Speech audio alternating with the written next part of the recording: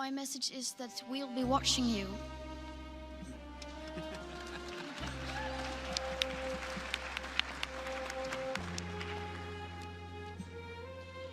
This is all wrong. I shouldn't be up here. I should be back in school on the other side of the ocean. Yet you all come to us young people for hope. How dare you?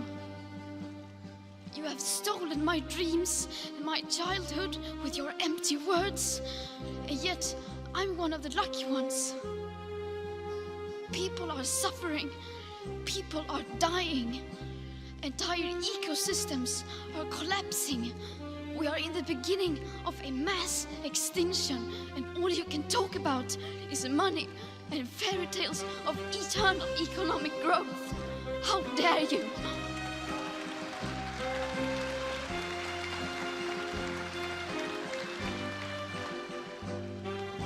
For more than 30 years, the science has been crystal clear.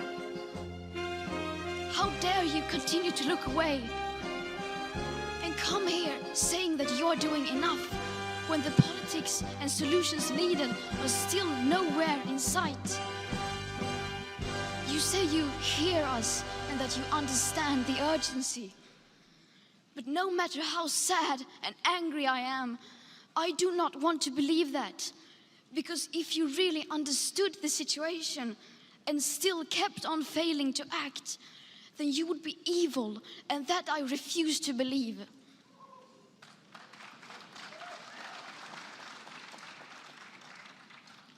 The popular idea of cutting our emissions in half in 10 years only gives us a 50% chance of staying below 1.5 degrees and the risk of setting off irreversible chain reactions beyond human control. 50% may be acceptable to you, but those numbers do not include tipping points, most feedback loops, additional warming hidden by toxic air pollution, or the aspects of equity and climate justice. They also rely on my generation sucking hundreds of billions of tons of your CO2 out of the air with technologies that barely exist. So a 50% risk is simply not acceptable to us, we who have to live with the consequences. To have a 67% chance of staying below a 1.5 degrees of global temperature rise, the best odds given by the IPCC, the world had 420 gigatons of CO2 left to emit back on January 1st, 2018. Today that figure is already down to less than 350 gigatons. How dare you pretend that this can be solved with just business as usual and some technical solutions? With today's emissions levels, that remaining CO2 budget will be entirely gone within less than 8.5 years.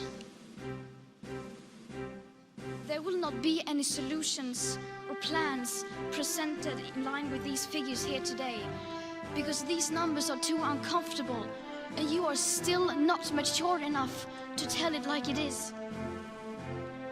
You are failing us. But the young people are starting to understand your betrayal. The eyes of all future generations are upon you. And if you choose to fail us, I say we will never forgive you.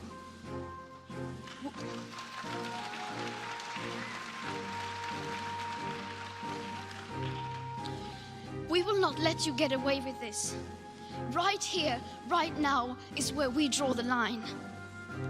The world is waking up, and change is coming whether you like it or not.